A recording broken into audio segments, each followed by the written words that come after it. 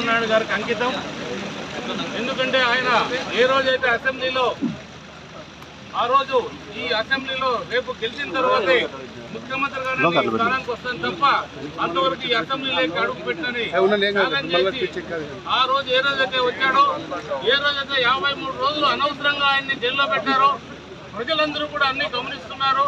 అన్ని విధాలుగా కూడా ఏంది అరాచకం, ఏంది అన్యాయం అని ప్రశ్నిస్తే కూడా వాళ్ళనందరినీ కూడా లోపల జైల్లో పెట్టడం, రకరకాల తెలుగుదేశం పార్టీ కార్యకర్తల్ని, నాయకులను కూడా అందరి పైన కేసులు పెట్టడం, హింసించడం జరిగింది. ఏదేమైనా కూడా ప్రజలు దిమ్మ తిరిగేటట్టు ఈరోజు తీర్పియడం జరిగింది.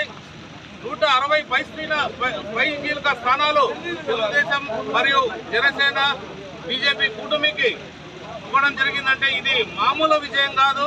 ఈ విజయాన్ని కూడా ఎలా అభివర్ణించాలో కూడా తెలియని పరిస్థితుల్లో ఈరోజు ఈ విజయం వచ్చింది.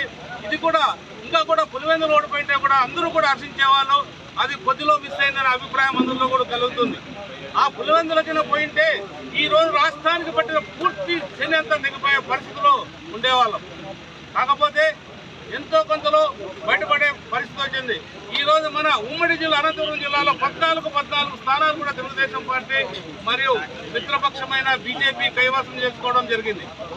ఏదేమైనా కూడా రాబోయే కాలంలో చంద్రబాబు నాయుడు గారి మీద విశ్వాసం, నమ్మకం ప్రజలకి అవన్నీ కూడా ఎలా పోవాలో, ఎలా చేయాలని కూడా చంద్రబాబు నాయుడు గారికి తెలుసు.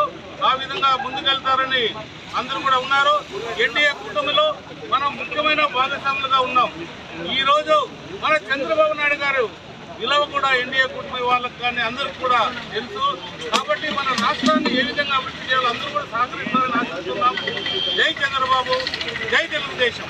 చంద్రబాబు గారి నాయకత్వం, చంద్రబాబు గారి నాయకత్వం.